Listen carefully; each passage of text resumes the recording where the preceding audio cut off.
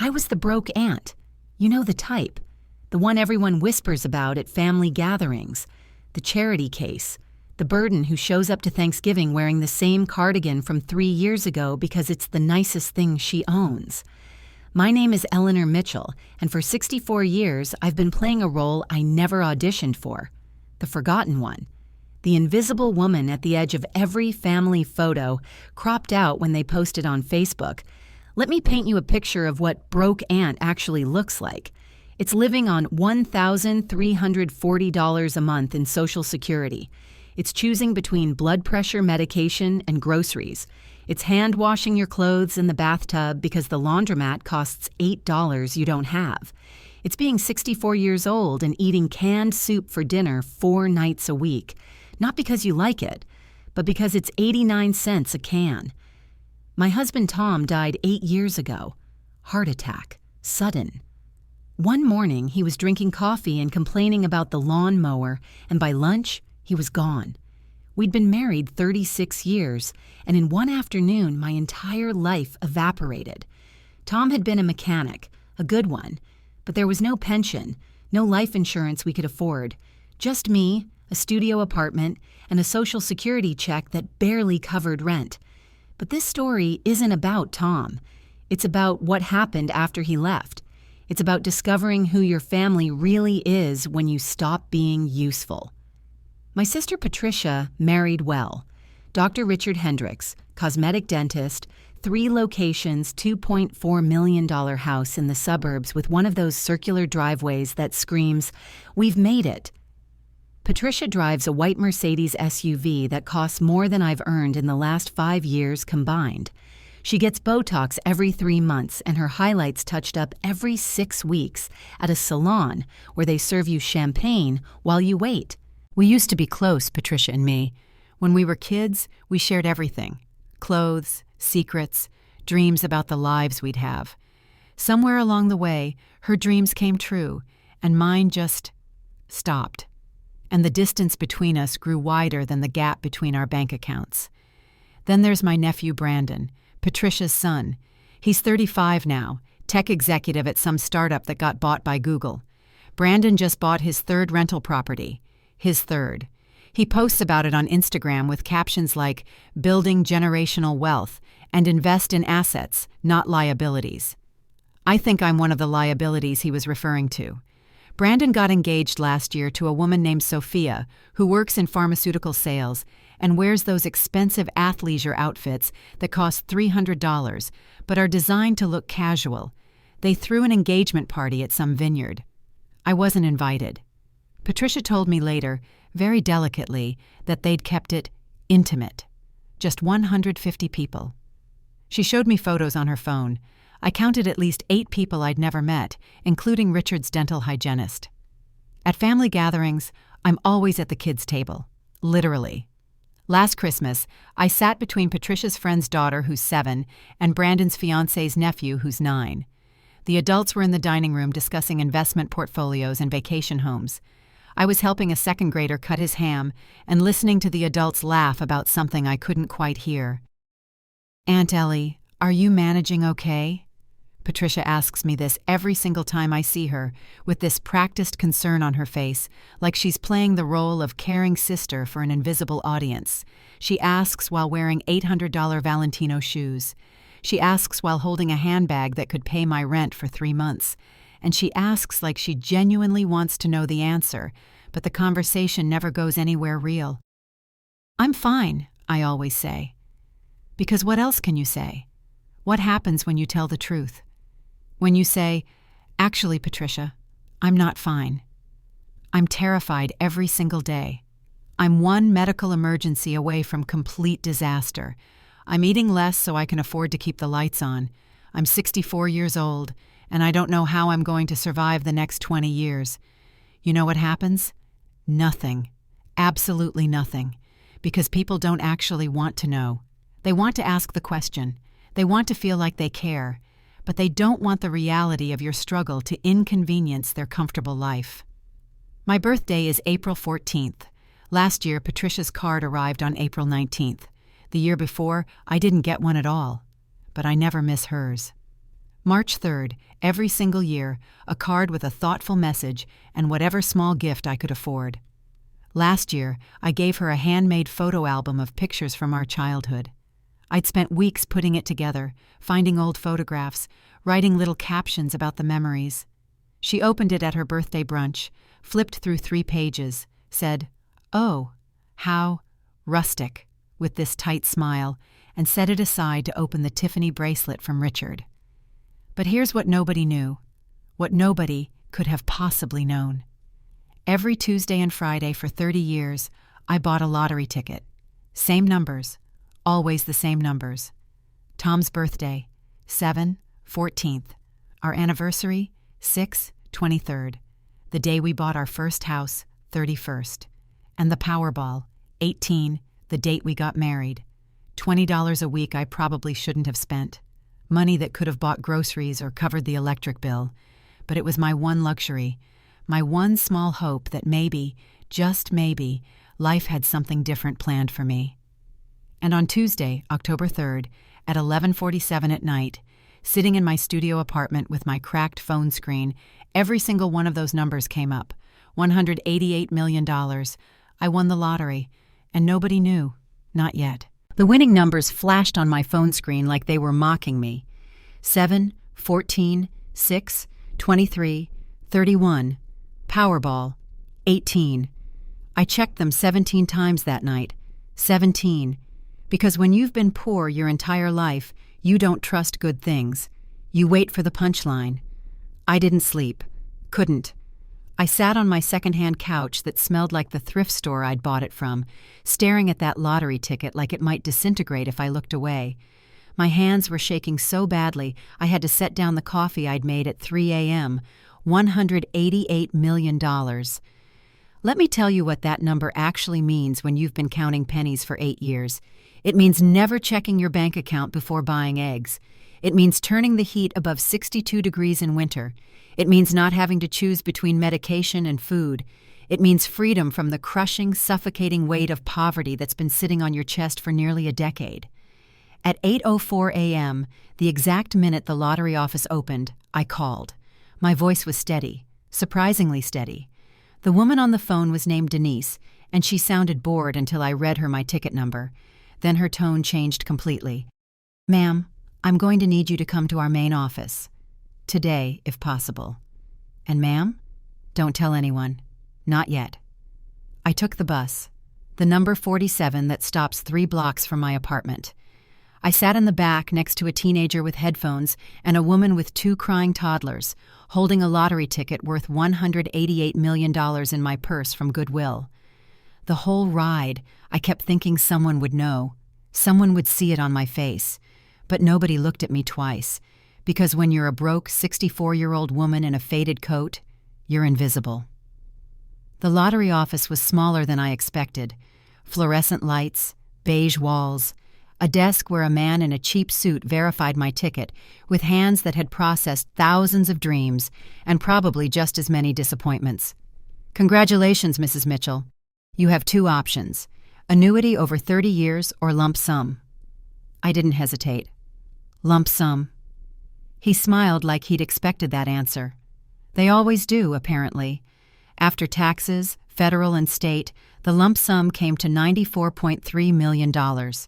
$94,300,000 deposited into my checking account that had held $73 that morning. I signed papers. So many papers. They offered me financial advisors, lawyers, publicity people. I declined the publicity. I wanted time. Time to think. Time to plan. Time to figure out who I was about to become. Because here's the thing nobody tells you about suddenly having money. You think it'll change everything immediately, that you'll feel different the second it hits your account. But I rode the bus home, paid the $2.50 fare, climbed the 3 flights of stairs to my apartment, made a grilled cheese for lunch with the last 2 slices of bread I had, and I felt exactly the same, except I wasn't the same, and I knew it. I sat at my kitchen table, the one that wobbles because one leg is shorter than the others, and I thought about my family. Patricia with her Mercedes and her Botox and her "Are you managing okay?" Brandon with his rental properties and his building generational wealth Instagram posts. Rachel, Patricia's daughter, who once asked me if I'd considered monetizing my life experience by starting a TikTok about being poor. And I realized something cold and clear and absolutely certain. I could announce my win right now, post it in the family group chat, call Patricia, text Brandon, show up to the next family dinner in a new dress with news that would change everything. They'd be happy for me. They'd celebrate.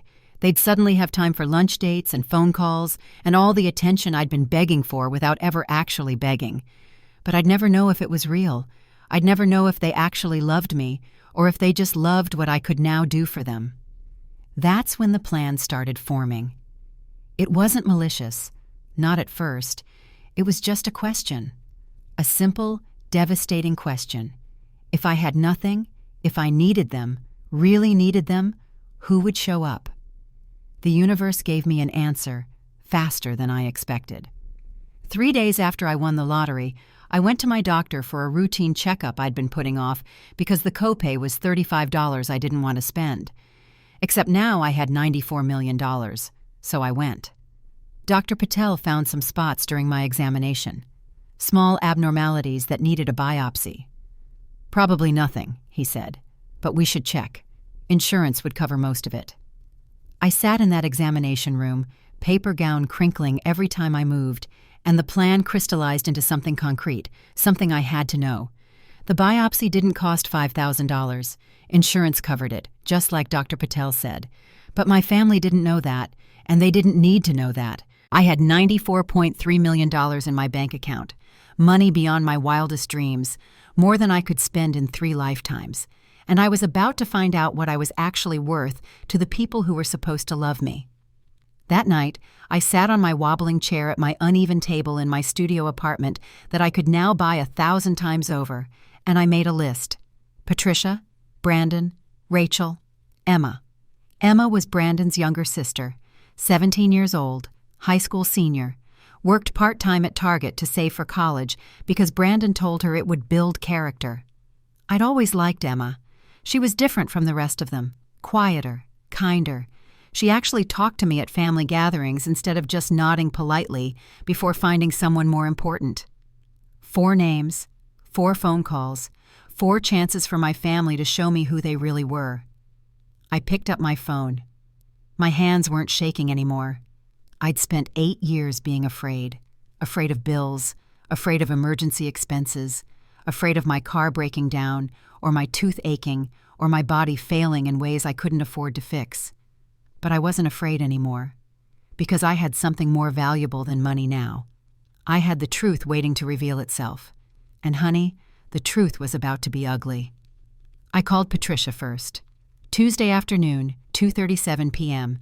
I know the exact time because I'd been staring at my phone for 20 minutes, rehearsing what I'd say, practicing the fear in my voice, the desperation. It needed to sound real. And the terrible thing, it wasn't hard. Because underneath the $94 million, I was still that scared woman who'd been invisible for 8 years. She answered on the 4th ring. Ellie? Is everything okay? I'm at Pilates. Of course she was. Patricia's always at Pilates or book club or some charity luncheon where rich women pretend to care about causes between sips of overpriced wine. Patricia, I need to talk to you. My voice cracked. Not on purpose. It just did. Something's wrong. I heard her sigh. Actually sigh. Like I was inconveniencing her. What is it? I went to the doctor. Dr. Patel found something. Spots. He thinks it might be cancer. Silence. For exactly 4 seconds. I counted. Oh, Ellie. I'm sure it's nothing. These doctors always find something to worry about. It's how they make money, you know. My grip tightened on the phone. Patricia, he wants to do a biopsy, but insurance won't cover all of it. I need $5,000. I'm scared. I'm really scared, and I don't know what to do. Another pause. Longer this time. I could hear women's voices in the background laughing. The instructor calling out positions. Patricia's whole perfect life continuing while I was supposedly falling apart. $5,000, she repeated, like I'd asked her for a kidney. Ellie, You know Richard and I are in the middle of renovating the pool house. We just spent $85,000 on the design alone. Everything's tied up in construction. I felt something cold settle in my chest. Patricia, I might have cancer. I know, and I feel terrible about it, I really do. But Ellie, you have to understand our financial situation right now. Maybe you could apply for medical assistance. There are programs for low-income seniors. I can send you some links. Programs for low-income seniors. My sister, who drives an $80,000 car, was suggesting I apply for charity. I'm your sister, I said quietly. I know that, and I love you. But I have to be realistic about our budget. Richard's been very clear about not making any large expenditures right now. Have you tried asking anyone else? What about Brandon? She was passing me off to her son, like I was a problem to be delegated. Patricia, please, I'm begging you. Ellie, you're being dramatic. I'm sure the biopsy will come back fine, and you'll see you worried for nothing. These things always do. I have to get back to class. Text me what the doctor says, okay? Click. She hung up. My sister, who I'd shared a bedroom with for 15 years, who I'd held when her first boyfriend broke her heart, who I'd lent money to when she was in college even though I was working 2 jobs, had just hung up on me. And you know what the worst part was? I wasn't even surprised. I sat there for 10 minutes before I could make the second call. I needed that time, needed to let the first betrayal settle so I could handle the second one. Brandon answered on the first ring. Aunt Ellie? What's up? I'm actually in a meeting. Always busy, always important. Brandon's entire personality was being too successful to have time for anyone. Brandon, I'm sorry to bother you. I need help. I went to the doctor and they found something. They think it might be cancer. Oh, wow, that's rough. His tone was the same one you'd use if someone told you their flight got delayed. Mildly sympathetic, but mostly inconvenienced. What do the doctors say? They want to do a biopsy, but I can't afford it. Insurance won't cover everything. I need $5,000, Brandon. I'm terrified. Long silence. I could hear keyboard clicking. He was typing during this conversation, working while I was telling him I might be dying. Aunt Ellie, I love you, but I can't keep bailing out everyone's problems. You should have been more responsible with money when Uncle Tom was alive. Built up savings. Invested. The words hit like a slap. Brandon, I might be dying. I get that, and it sucks. But throwing money at the problem isn't going to fix it. Look, I'll send you a link to GoFundMe. You can set up a campaign. I'll share it. Maybe you'll get donations. He wanted me to beg strangers on the internet for money while he sat on 3 rental properties. Actually, he continued, and I could hear him warming to his idea, this might be a good time to think about getting a part-time job. Walmart's always hiring. Costco has good benefits. You're only 64, that's not that old. Plenty of people your age work. A text came through while he was still talking. I pulled the phone away from my ear to look at it. From Brandon. GoFundMe tutorial, how to ask for donations. He'd literally sent me instructions on how to beg for my own medical care. Brandon, I can't believe you're saying this. Aunt Ellie, you have to take responsibility for your life. I can't be expected to fund everyone's emergencies. That's not how wealth building works. My financial advisor says... I hung up. I couldn't listen anymore. Couldn't hear my nephew, who I'd babysat for free every weekend when Patricia needed a break, explain how helping me would damage his portfolio. 2 calls, 2 family members, 2 absolute failures of basic human decency. I had 2 more names on my list. Rachel was next. Patricia's daughter, 28, marketing coordinator for some startup, always posting Instagram stories about self-care and manifestation and toxic positivity. She answered with her customer service voice. Aunt Ellie. Hi, what's going on? I went through it again. The cancer, the biopsy, the $5,000 I needed. Each time I said it, it felt more real, even though it was a test. Even though I had $94 million sitting in my account. Oh my God, Aunt Ellie, that's so terrible. I'm like sending you all the positive energy right now. Positive energy. Great. That'll pay for medical care. Rachel, I need help. Real help. I need money for this biopsy. Right, yeah, totally. I could hear her typing. Probably Googling something. Okay, so I'm looking at clinical trials for cancer research. Some of them actually pay participants. It could be like a win-win situation. You get the treatment and some cash. I couldn't speak. Literally couldn't form words. Let me send you some links. Oh, and there's this crowdfunding site specifically for medical stuff. It's like GoFundMe, but for healthcare. Very on brand for you right now. She wanted me to monetize my cancer, to turn my potential death into content for strangers to fund. Rachel, I'm asking you, personally, can you help me? Aunt Ellie, I would totally love to, but I just signed a lease on a new apartment and bought a Peloton, so I'm like really strapped right now. But I'll absolutely share your GoFundMe when you make it. I have like 3,000 followers. 3,000 followers, but not $5,000 for her dying aunt. I hung up without saying goodbye. 3 calls, 3 family members, 3 people who had more money than they knew what to do with, and 3 absolute rejections. I had one name left on my list, Emma, my 17-year-old niece who worked at Target for $13 an hour. I almost didn't call her, almost couldn't bear to test the last person in my family I actually still believed in, but I had to know. I dialed her number with hands that were shaking again, and this time it had nothing to do with money. Emma answered on the second ring. I could hear the beeping of cash registers in the background, the muffled announcement over the Target intercom about a sale in electronics. Aunt Ellie? Her voice was young, slightly out of breath like she'd rushed to answer. Are you okay? You never called during the day. That almost broke me right there. She noticed.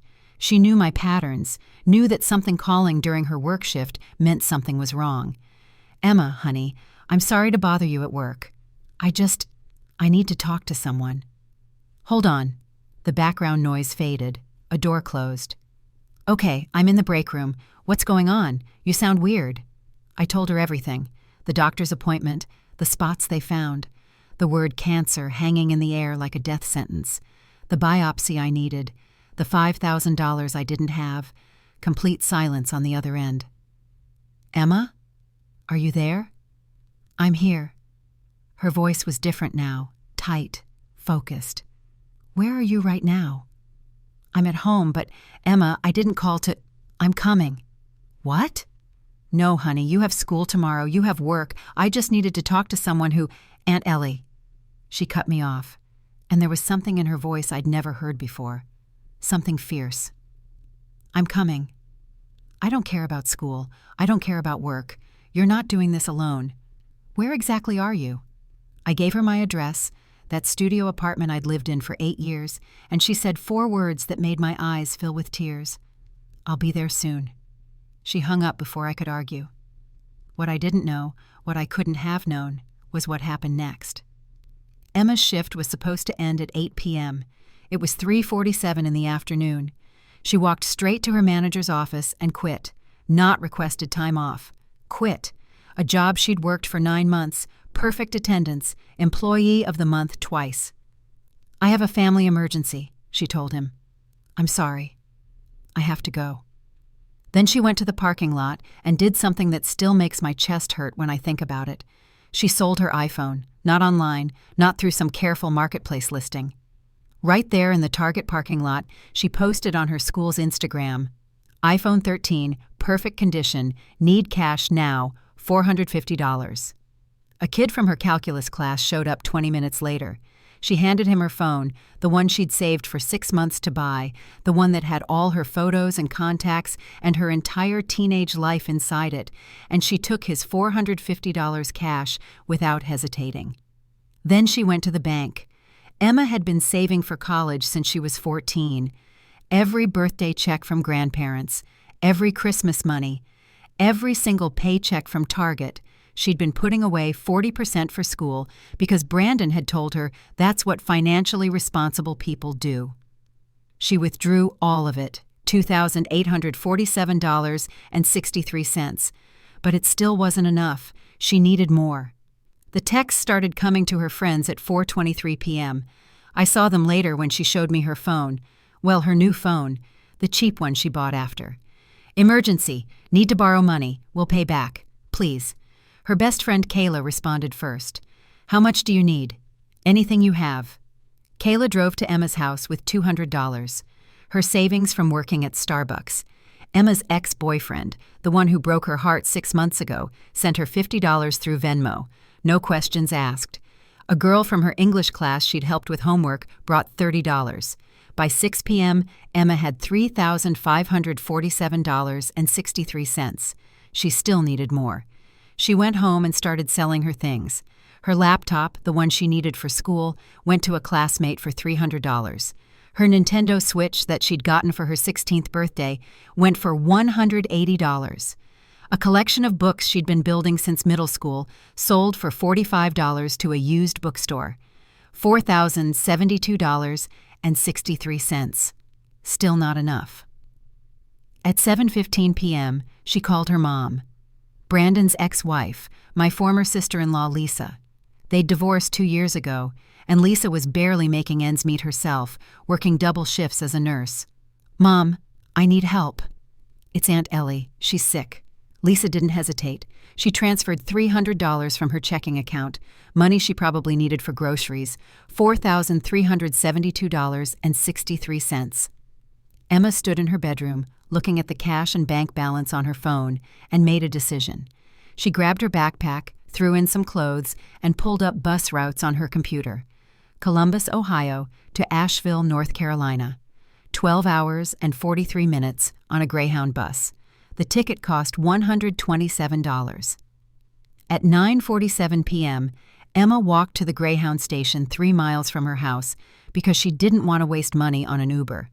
She bought her ticket with cash and had $4,245.63 left. The bus didn't leave until 11 p.m. She sat in the station under fluorescent lights, surrounded by tired travelers and people with nowhere else to go, and she started texting me.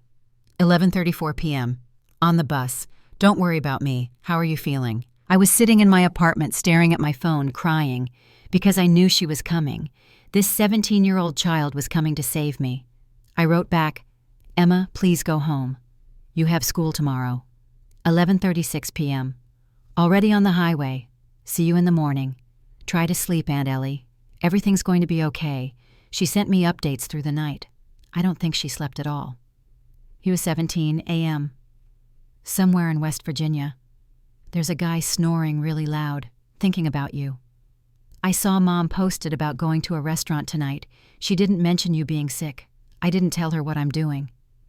Patricia had gone out to dinner while I was supposedly dying. Posted a photo of her salmon with asparagus and the caption, "Treating myself, 4:52 a.m. Stopped in some town I can't pronounce. Gas station coffee tastes like dirt. Still coming. How are you?" I couldn't answer that one. Couldn't tell her I was fine, that this was all a test, that I had $94 million in my bank account and she was on a midnight bus with her life savings. 6:45 a.m. Almost there. Sun's coming up. It's pretty. Bought you some soup at the last stop. Those instant ones you just add water to. I know it's not much. She'd bought me soup, with money she needed, money she'd scraped together from selling everything she owned. At 7:22 a.m., there was a knock on my apartment door. I opened it, and there she was. Emma, 17 years old, wearing jeans and a Target hoodie, hair pulled back in a messy ponytail. She had a backpack over one shoulder and a paper bag in her hand. Her eyes were red-rimmed from no sleep and crying she thought I couldn't see. "Aunt Ellie." She stepped inside and wrapped her arms around me. "I'm here." "You're not alone." She pulled back and thrust the paper bag at me. "I brought soup and water and some granola bars. I wasn't sure what you could eat right now." Then she reached into her backpack and pulled out an envelope. Inside was cash, all of it, every dollar she'd collected. "It's $3,050, she said. "I know it's not all $5,000, but I can work more shifts. I can pick up extra hours. I can—" "Emma, you quit your job." "I'll get another one. There are other Targets and restaurants. I can waitress. I'll figure it out. The important thing is we start the treatment."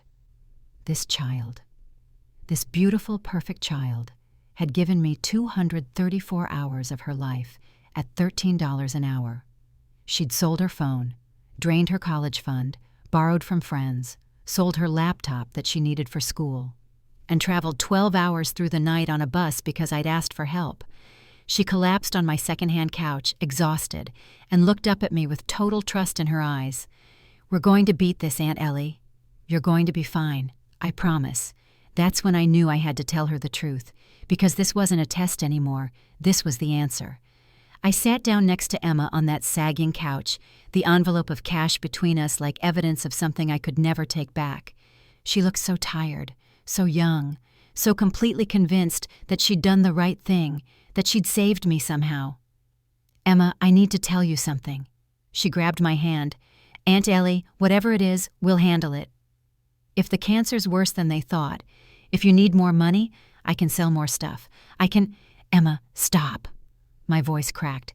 "I don't need the money." She blinked at me, confused. "What? But you said insurance wouldn't cover—" "Insurance will cover it. The biopsy doesn't cost $5,000. It costs nothing out of pocket." I watched her face as she processed this, confusion turning to something else, something I couldn't quite read. "I don't understand." 3 weeks ago, I won the lottery. The words felt surreal coming out of my mouth. $188 million. Emma just stared at me, completely still, not breathing. "I wanted to test everyone. I called your grandmother. I called Brandon. I called Rachel.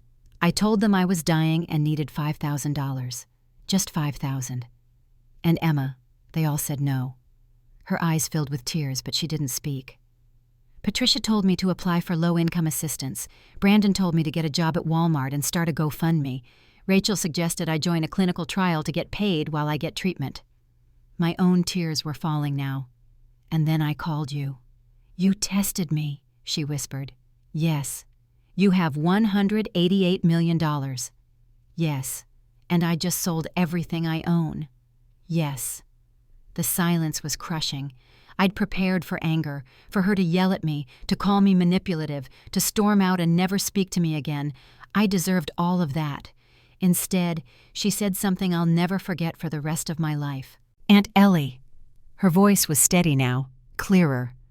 "I would have come anyway." "What?" "If you'd won $1 billion, if you had nothing, if this was real or fake or some weird test I don't understand yet, I would have come anyway." She turned to face me fully. "Because you're my aunt. And I love you. And when someone you love needs help, you show up. That's it. That's the whole thing." I couldn't breathe. "Emma, you sold your phone, your college fund. Can be rebuilt. You know what can't be rebuilt? Time. You can't get back the time you don't spend with people who matter." She wiped her face with her hoodie sleeve. "Do you know what you did for me 2 years ago?" I shook my head. "When my parents got divorced, everything was terrible. Mom was crying all the time. Brandon was angry. Everyone was picking sides and fighting, and I felt like I was drowning. And you sent me a card." "A card?" "It had a picture of a lighthouse on it. And inside you wrote, 'Storms don't last forever. You're going to be okay. I love you.' And you put $50 in it." I didn't remember. God help me, I didn't even remember sending it.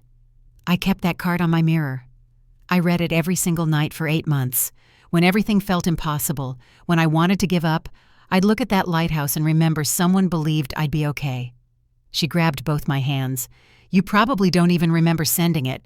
It probably seemed like nothing to you. But Aunt Ellie, you saved my life." "Emma." "So yeah, I sold my phone. So what? I took a 12-hour bus ride. Big deal. You've been showing up for me my whole life in little ways nobody noticed. This was just my turn to show up for you." We sat there crying together, this 64-year-old woman and this 17-year-old girl, and I realized something profound. I'd spent 3 weeks planning this elaborate test to find out who really loved me. But Emma had been answering that question her whole life, in every conversation where she actually listened, every family gathering where she sat with me instead of running off with the other kids, every text message asking how I was doing, not because she wanted something, but because she cared. "I'm sorry," I said. "I'm so sorry I tested you." "Don't be." She smiled, tears still streaming down her face.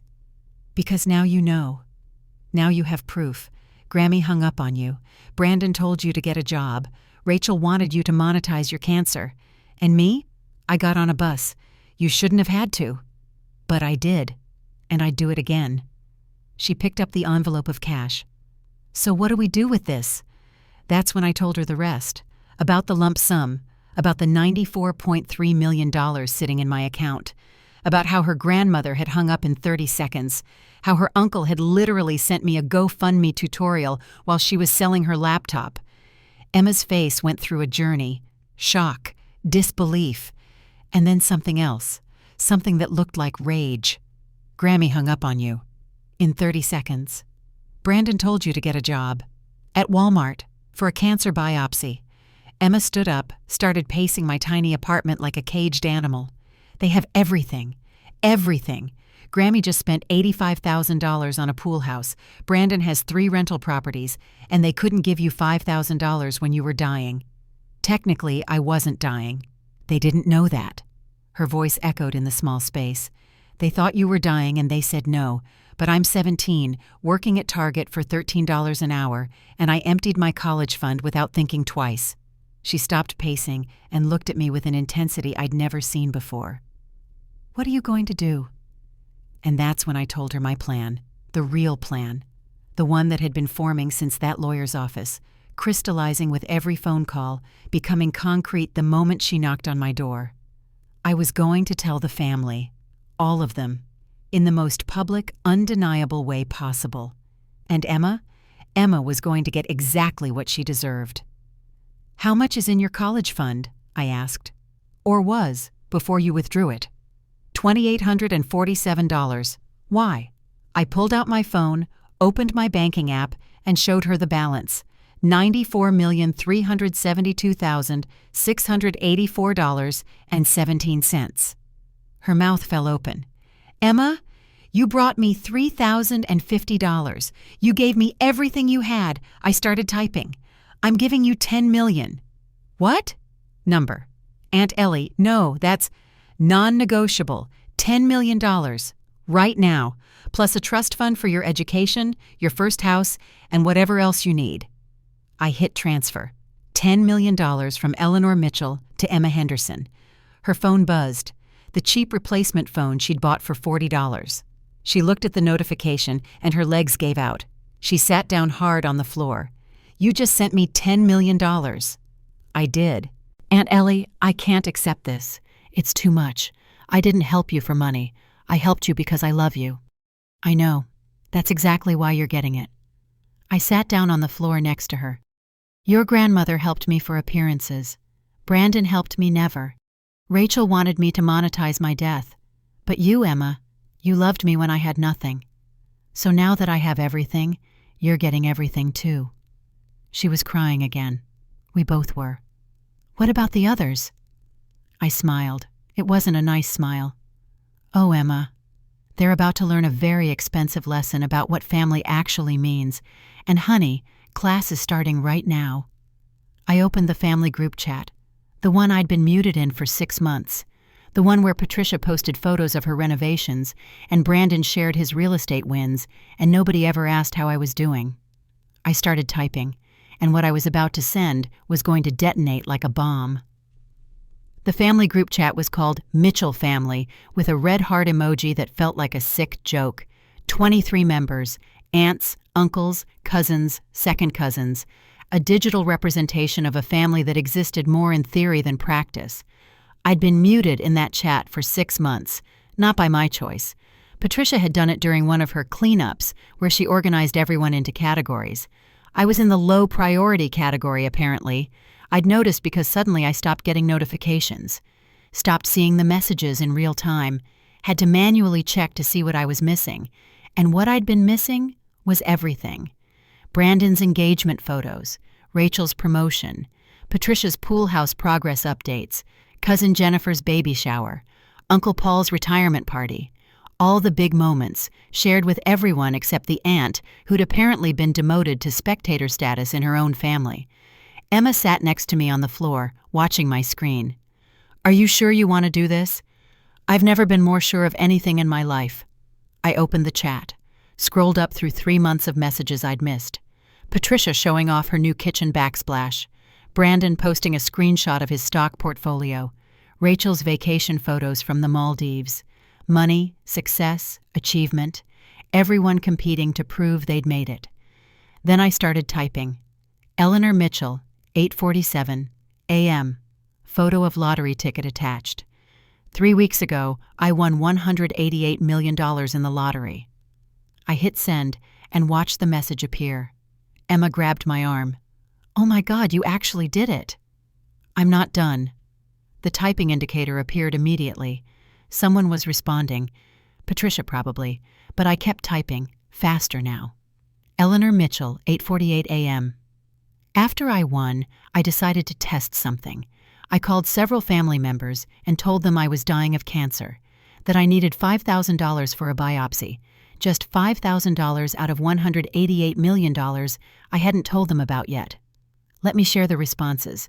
I attached screenshots, every single one. Patricia hanging up, the timestamp showing 32 seconds, Brandon's get a job text, his GoFundMe tutorial link, Rachel's clinical trial suggestion with the words win-win situation. Eleanor Mitchell, 8:49 a.m. Patricia told me to apply for low-income assistance. Then hung up to go back to Pilates. She just spent $85,000 on a pool house. Brandon told me to get a job at Walmart and start a GoFundMe. He owns 3 rental properties. Rachel suggested I join a clinical trial to get paid while dying. She just got back from a $6,000 vacation in the Maldives. The chat exploded. Messages started pouring in so fast I could barely read them. Patricia Mitchell Hendricks, 8:50 a.m. "Ellie, I was going to call you back." The contractor was there. "This is completely out of context." Brandon Henderson, 8:50 a.m. "Aunt Ellie, this isn't fair. You tricked us. You can't judge people based on a trick." Rachel Hendricks, 8:50 a.m. "I was joking about the clinical trial. It was obviously a joke." I kept typing. Didn't respond to any of them. Eleanor Mitchell, 8:51 a.m. But my 17-year-old niece Emma did something different. She quit her job at Target where she made $13 an hour. She sold her iPhone for $450. She withdrew her entire college fund of $2,847. She borrowed $200 from her best friend. She sold her laptop that she needs for school for $300. She collected $3,050 and got on a 12-hour Greyhound bus at 11 p.m. to bring it to me. Eleanor Mitchell, 8:52 a.m. Emma gave me everything she had because she thought I was dying. She didn't question it, didn't suggest alternatives, didn't tell me to get a job or start a GoFundMe. She just showed up. So here's what's going to happen. Emma was shaking next to me. "Aunt Ellie, you don't have to do this for me." "Yes, I do." Eleanor Mitchell, 8:53 a.m. Emma is receiving $10 million immediately. The transfer already went through this morning, plus a trust fund for her education, first house, and future needs. Patricia, Brandon, Rachel, you're receiving exactly what you gave me. Nothing. The chat went absolutely insane. Patricia Mitchell Hendricks, 8:53 a.m. You gave a 17-year-old $10 million? Ellie, are you insane? Brandon Henderson, 8:53 a.m. This is financial abuse. Emma isn't mature enough to handle that kind of money. I'm calling a lawyer. Emma Henderson, 8:54 a.m. I was mature enough to get on a bus at midnight. I burst out laughing. Emma had unmuted herself and entered the chat. Her first message ever in the family group. Patricia Mitchell Hendricks, 8:54 a.m. Ellie, you can't be serious about this. After everything I've done for you over the years, every Christmas invitation, every family dinner, you can't just... I cut her off. Eleanor Mitchell, 8:55 a.m. Patricia, name one thing you've done for me in the last 8 years. One actual thing. I'll wait. The typing indicator appeared, disappeared, appeared again, disappeared. 3 full minutes of silence while Patricia tried to think of something. Patricia Mitchell Hendricks, 8:58 a.m. I invited you to Christmas. Eleanor Mitchell, 8:58 a.m. You put me at the kids' table next to the broken chair. I helped serve dinner and clean up while you opened presents. Then you gave me a ride home because you said you were heading that direction anyway. You weren't. I checked. You drove 20 minutes out of your way and complained about traffic the entire time. Uncle Jerry Mitchell, 8:59 a.m. Eleanor, I'm sorry. Patricia has always treated you badly, and I should have said something. I'm ashamed. Cousin Linda Porter, 9 a.m. I'm sending you money. I know it's not much. I only have $1,000 saved, but... Eleanor Mitchell, 9 a.m. Linda, stop. Keep your money. You didn't know about the lottery. You're just responding to someone in need. That's what family does. Brandon Henderson, 9:01 a.m. Mom, we need to contest this. Aunt Ellie is clearly not mentally competent. Giving away that much money to a teenager proves it. Emma Henderson, 9:01 a.m. I gave her everything I had. She gave me part of what she has. That's called proportional reciprocity, Brandon. But you wouldn't know about that because you've never given anyone anything without calculating what you'd get back. I'd never been more proud of another human being in my life. Rachel Hendricks, 9:02. Aunt Ellie, I'm really sorry. I wasn't thinking. I was insensitive. Can we talk about this privately? Eleanor Mitchell, 9:02. No, Rachel. Because you weren't sorry when you thought I had nothing. You're sorry now because you realized what being cruel cost you. That's not remorse. That's regret. Patricia Mitchell Hendricks, 9:03 a.m. Fine. Fine. If this is how you want to be, Ellie. But don't come crawling back when Emma blows through that money and you realize you've made a terrible mistake. Don't expect me to help clean up your mess. And there it was.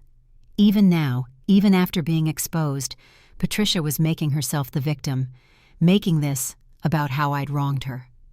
Eleanor Mitchell, 9:04 a.m. Patricia, I haven't asked you for help in 8 years. I won't start now. But let me be crystal clear about something. You didn't fail a test. You revealed who you've always been. The lottery didn't change anyone. It just gave everyone permission to show their true selves. Emma showed me love. You showed me exactly how little I matter to you. The difference is, Emma gets rewarded for her truth. You get to live with yours. I logged out of the chat, turned off my phone. The messages were still pouring in, but I didn't need to see them. Didn't need to watch Patricia spiral, or Brandon scheme, or Rachel backpedal. Emma looked at me with tears streaming down her face. That was the most badass thing I've ever seen. Your grandmother is going to lose her mind. Good. Let her. Emma stood up, pulled me to my feet. Aunt Ellie, what do we do now? I looked around my studio apartment, the place I'd lived for 8 years because it was all I could afford. The wobbly table, the sagging couch, the life I'd built from scraps and stubbornness. Now? Now we figure out what comes next, together. My phone buzzed. Even with notifications off, something was coming through. I looked at the screen. A call from Patricia. Don't answer it, Emma said. I'm not.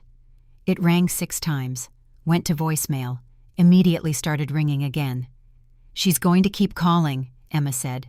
Let her. But Patricia didn't just call. Oh no.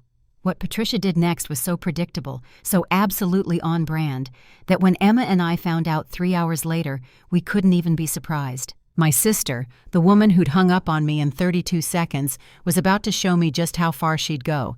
And honey, it was about to get ugly. The letter arrived by courier at 2:47 p.m., 3 days after I'd exposed everyone in the family chat. 3 days of silence from Patricia, which should have been my first warning. When someone like my sister goes quiet, it's not because they've accepted defeat. It's because they're planning something worse. Emma was with me when the doorbell rang. We'd been looking at apartments online, places bigger than my studio, though I still couldn't quite wrap my mind around the idea of buying something. 64 years of poverty doesn't leave your nervous system just because your bank account changes.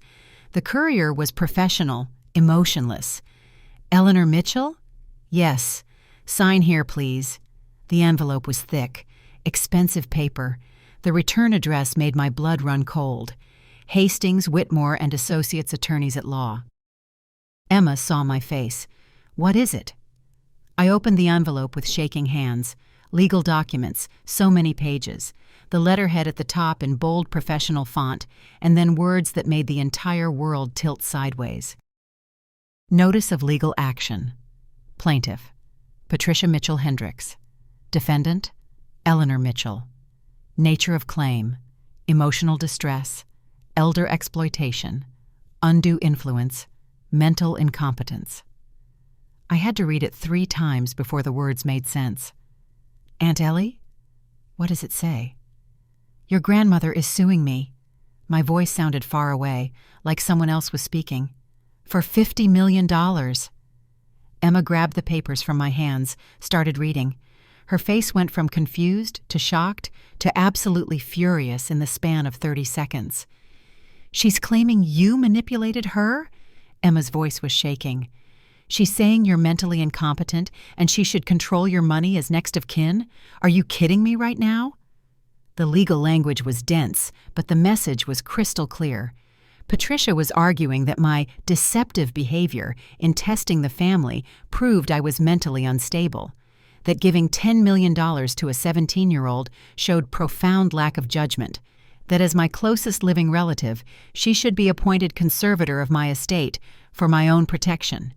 The woman who hung up on me in 32 seconds was now claiming she needed to protect me from myself. There's more, Emma said, her voice getting quieter, dangerous quiet. She's claiming that I manipulated you, that I exploited an elderly woman's emotional vulnerability for financial gain. She's saying I took advantage of you. The rage that flooded through me was unlike anything I'd ever felt. Patricia could attack me, could call me crazy, incompetent, whatever she wanted. But attacking Emma, the one person who'd actually shown up? She's calling me a con artist, Aunt Ellie. She's saying I faked caring about you to get money. I grabbed my phone and called the one person I knew could help, Harrison Fitzgerald, the estate lawyer who'd helped me set up my accounts after the lottery win. He answered on the second ring. Eleanor, I was just about to call you. I received notification of the lawsuit. Harrison, she's going after Emma, a 17-year-old girl who gave me everything she had. I know. I've read the complaint. Eleanor, I need you to listen to me very carefully. This lawsuit is serious, but it's also deeply flawed. Your sister is going to lose, but the process will be ugly. How ugly? Depositions, financial records, character witnesses. She's going to try to paint you as mentally incompetent and Emma as an opportunist. She'll drag up every awkward moment, every quirk, every time you've struggled financially as evidence that you can't handle money. Emma was crying now, silent tears running down her face. I didn't want the money. I tried to refuse it. I know, sweetheart. And that's exactly what we're going to prove. I turned back to the phone. Harrison, what do we need? Everything. Every text message between you and Patricia for the last decade. Every birthday card she forgot. Every family event you weren't invited to. Every time she dismissed you or talked down to you. We're going to show the court exactly who Patricia Mitchell Hendricks really is. The deposition happened 2 weeks later in a conference room that probably cost more per hour than my monthly rent used to be. Patricia sat across from me looking immaculate, hair perfect, makeup flawless, designer suit that probably cost $3,000, playing the role of concerned sister with an Oscar-worthy performance. Her lawyer was a man named Thornton Wells III. Yes, the third. He had that particular brand of arrogance that comes from generations of money and private schools. Mrs. Mitchell, can you explain why you chose to deceive your family about having cancer? I didn't deceive them about having cancer. I told them I might have cancer and needed a biopsy. Both of those things were true. But you led them to believe you couldn't afford the procedure. That was the only lie. Everything else was real. And you did this to test them? He said the word like it tasted bad. Yes. Don't you think that's manipulative? Cruel, even? I looked him straight in the eye. Mr. Wells, do you know what's cruel? Hanging up on someone who tells you they're dying, telling them to get a job at Walmart, suggesting they monetize their cancer treatment. That's cruel. I just gave them an opportunity to show who they really were. Patricia's lawyer smiled like he'd been waiting for this. And your niece, Emma. She's 17 years old. Don't you think giving her $10 million shows a fundamental lack of judgment? No, I think it shows perfect judgment. A teenager with $10 million, a teenager who sold everything she owned to help someone she loved, a teenager who got on a bus at midnight without hesitation, a teenager who understood what family means better than any adult in that chat. My voice was rising now. Emma didn't ask for that money, didn't expect it, tried to refuse it. She gave me $3,000 when she thought I had nothing. I gave her $10 million because I have everything. That's not poor judgment. That's proportional love. Thornton Wells shuffled his papers. Mrs. Mitchell, isn't it true that you've struggled with depression since your husband's death? Yes. And you've been living in poverty for 8 years? Yes. Don't you think that someone who's been depressed and impoverished for nearly a decade might not be in the best mental state to make decisions about $100 million? That's when I understood their strategy. They were going to use my poverty against me, use my grief, use every hard thing I'd survived as proof that I was broken. Mr. Wells, let me tell you something about depression and poverty. They don't make you stupid. They make you a survivor. I lived on $1,300 a month for 8 years and never missed a rent payment. I managed my medications, my bills, my life with precision because I had to. And you want to tell me I'm not competent to manage money? I leaned forward. I managed poverty. Managing wealth is easy by comparison. His jaw tightened. And what about your relationship with your sister? Mrs. Hendricks claims you've always been difficult, jealous of her success. Let me stop you right there. I pulled out my phone, opened my photos. This is a calendar I kept for the last 5 years. Every family event, every birthday, every holiday. I scrolled through, showing the legal team. Green means I was invited. Red means I wasn't. Count the red, Mr. Wells. He didn't want to, but he did. His face changed as he scrolled. 73 family events in 5 years. I was invited to 11. But I sent gifts to all 73, cards, presents I couldn't afford. And you know what I got back? Generic candles and discount bath sets when Patricia remembered it all. Mrs. Mitchell, I'm not finished. You want to talk about my relationship with Patricia? Let's talk about it. I pulled out my evidence, all of it. Here are text messages where she calls me the charity case. Here's an email where she tells Brandon I'm an embarrassment at family gatherings. Here's a voice message where she tells Rachel to never end up poor and pathetic like Aunt Ellie. The room went completely silent. Your client didn't hang up on me because she was busy, Mr. Wells. She hung up because she's never cared. The lottery didn't change that. It just made it expensive for her. Patricia's face had gone white. Those were private. Nothing's private when you're suing someone for $50 million, Patricia. Thornton Wells looked at his client, then back at his papers. I could see him calculating, realizing this wasn't going to go the way they'd planned. Your Honor, my lawyer Harrison spoke up, we have 16 character witnesses prepared to testify. Everyone will describe the same pattern. Patricia Mitchell Hendricks treating her sister with contempt while maintaining a public facade of family concern. We have financial records showing Mrs. Mitchell managed her limited resources with exceptional skill. We have testimony from Emma Henderson's teachers, employers, and friends establishing her character. And we have the phone records from the day Mrs. Mitchell called asking for help. He paused for effect. 32 seconds. That's how long Patricia stayed on the call before hanging up on her supposedly dying sister. The judge looked at Patricia with something very close to disgust. 3 days later, I got the call. Case dismissed with prejudice. Not only had Patricia lost, but the judge had ordered her to pay my legal fees, $47,000. 6 months have passed since the lawsuit. 6 months since Patricia's case was dismissed, and she had to write me a check for $47,000 in legal fees. Emma framed it. We hung it in my new house with a little plaque underneath that reads, "The Price of Cruelty." I still can't believe I just said my new house, like it's normal. Like I'm the kind of person who owns a house. It's not a mansion. Emma and I looked at those, the ones with circular driveways and wine cellars and rooms you'd never use. They felt empty, cold, like houses designed to impress people rather than homes designed for living. Instead, I bought a 3-bedroom Craftsman about 20 minutes from Emma's college. It has a front porch with a swing, a kitchen with windows that let in morning light, a guest room that's always ready for Emma whenever she wants to stay over, and a 3rd bedroom I converted into an art studio, something I'd dreamed about for 40 years but never had space or money to pursue. The biopsy came back negative, by the way. No cancer, just some benign spots that Dr. Patel had been right to check but wrong to worry about. When I got the results, Emma and I went out for dinner to celebrate. A nice restaurant, the kind I used to walk past and wonder what it was like inside. We ordered whatever we wanted without looking at the prices. And you know what? The food was good, but it wasn't life-changing. Turns out fancy restaurants can't compete with the taste of freedom. Emma is thriving in ways that make my chest hurt with pride. She started college in the fall, enrolled in pre-med because she says watching me go through that health scare made her want to help people.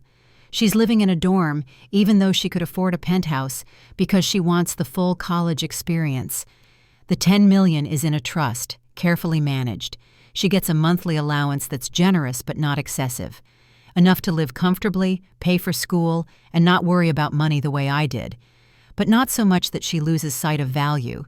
She still works 1 shift a week at Target. I offered to talk to her manager, to explain that she didn't need the job anymore. She refused. Aunt Ellie, my coworkers are my friends, and honestly, folding shirts for 4 hours a week keeps me grounded, reminds me that having money doesn't make me better than anyone else. That's Emma. $10 million, and she's worried about staying humble. She bought her iPhone back, which made me laugh. Tracked down the kid from her calculus class who'd bought it and offered him double what he'd paid. He tried to just give it back when he found out about the lottery, but Emma insisted. A deal's a deal, she told him. The college fund she'd emptied? She restored it completely, then added another $2 million for her future. The laptop she'd sold? She bought a new one, then donated 10 laptops to her old high school. Her best friend Kayla, who'd lent her $200? Emma paid for her entire first year of college. That's what money looks like when it's in the hands of someone who understands what it's like to have nothing. As for the rest of the family, well, that's where the story gets interesting. Patricia and I don't speak, haven't said a word to each other since the lawsuit. I heard through Uncle Jerry that she and Richard are in marriage counseling. Apparently Richard was profoundly disappointed by the lawsuit and her behavior. The pool house is finished, by the way. $85,000 for a space she uses maybe twice a month. I've never been invited to see it. I don't care. Brandon's engagement fell apart 3 months ago. Sophia, his fiancée, broke it off after the lawsuit became public.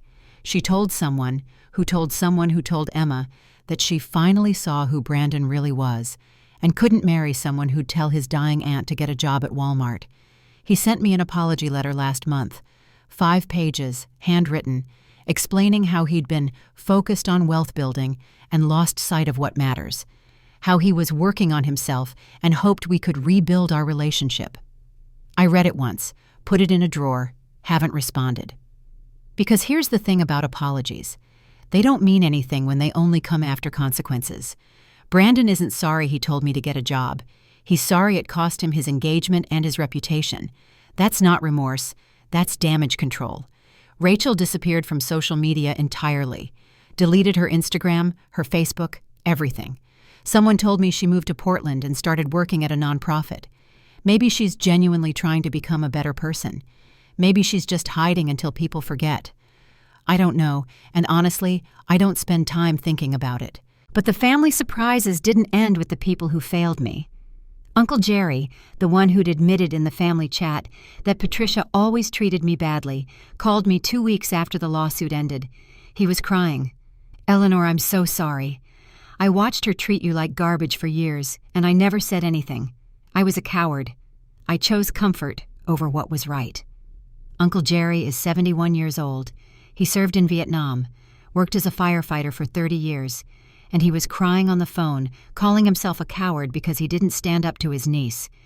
"Jerry, thank you for saying that, really. But you can't undo the past. None of us can." "I know, but I can do better going forward." He paused. "I'd like to take you to lunch sometime. If you're willing. No agenda. No asking for money. Just lunch with my niece who deserved better from all of us." We have lunch once a month now, Jerry and me. We talk about his late wife, about my Tom, about the family we used to be before money and status became the only things that mattered to some people. It's nice, simple, real. Cousin Linda, the one who'd tried to send me $1,000, even though she didn't have much herself, became one of my closest friends. We go to movies together, take art classes. She helped me pick out furniture for my new house and didn't try to push me toward the most expensive options, just the ones that felt right. Last month, Linda's car died. Completely dead. Transmission, engine, everything. It was going to cost more than the car was worth to fix.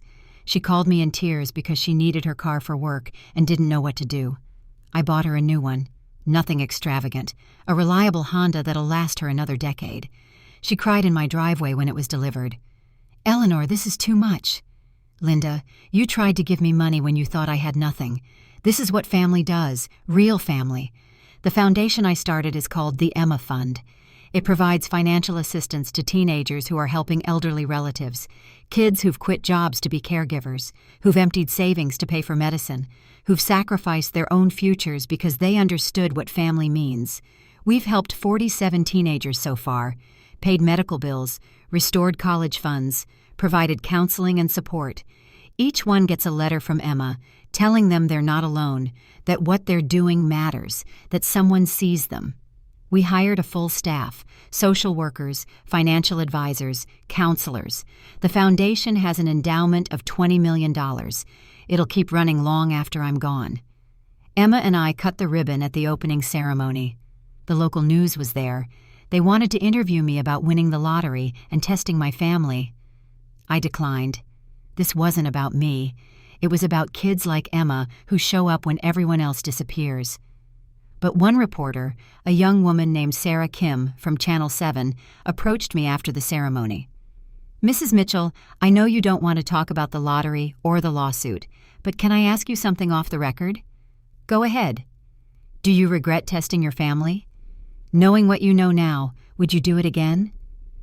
I thought about that question for a long time, thought about Patricia's face in that deposition, Brandon's apology letter sitting in my drawer, Rachel's abandoned social media accounts, the lawsuit, the family chat messages, all of it. "No," I said finally. "I don't regret it, because money didn't change who anyone was. It just revealed who they'd always been.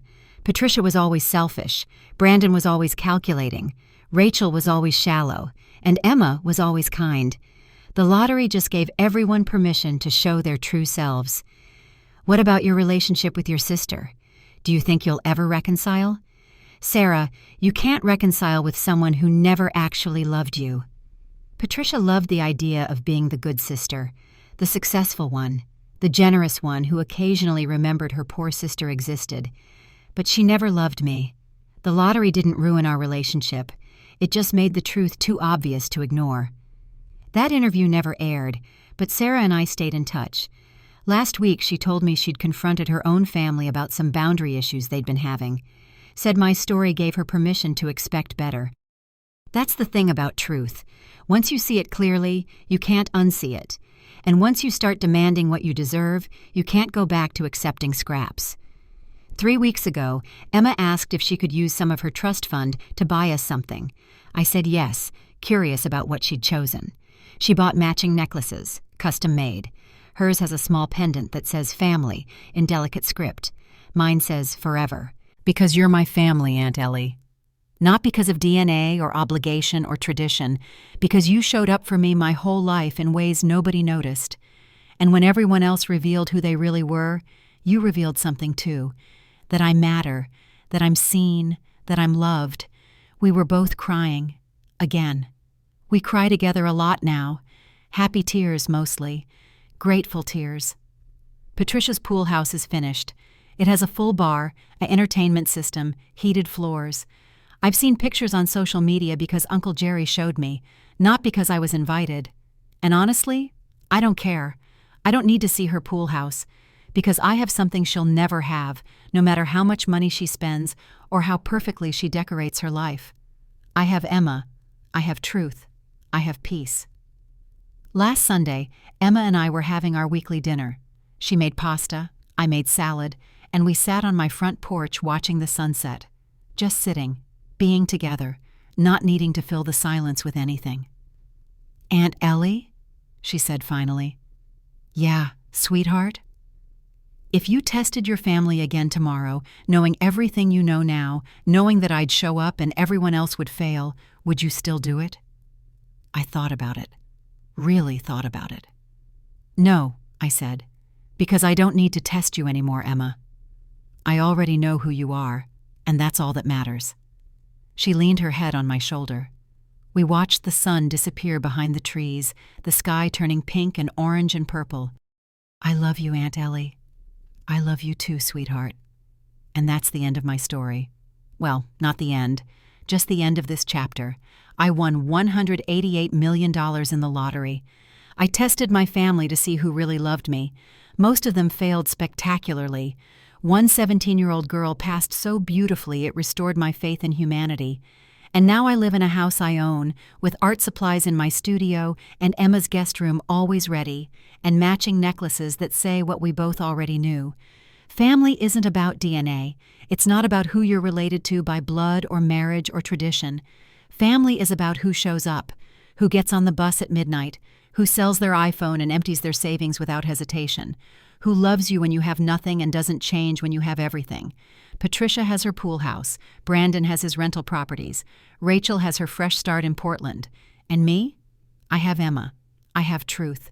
I have a life I built from ashes and lottery tickets and the courage to demand more than scraps. If you tested your family like I did, who would show up? Really think about it, because the answer matters more than you know. If you have an Emma in your life, someone who'd get on that midnight bus for you, call them today, text them, tell them they matter, because people like Emma are rarer than winning lottery tickets. And if you don't have an Emma, maybe it's time to be someone's Emma. Be the person who shows up, who sacrifices, who loves without calculation. Because at the end of the day, when all the money is counted and all the tests are done and all the truth is revealed, that's all that really matters. Not what you have, but who shows up when you have nothing. That's family. That's love. That's everything. Subscribe if you believe in real family, the showing up kind, the midnight bus kind, the kind that can't be bought or faked or performed for an audience. Emma and I are living proof that sometimes the lottery gives you money, but life gives you something better. It gives you the truth about who people really are. And honey, that's worth more than all the millions in the world.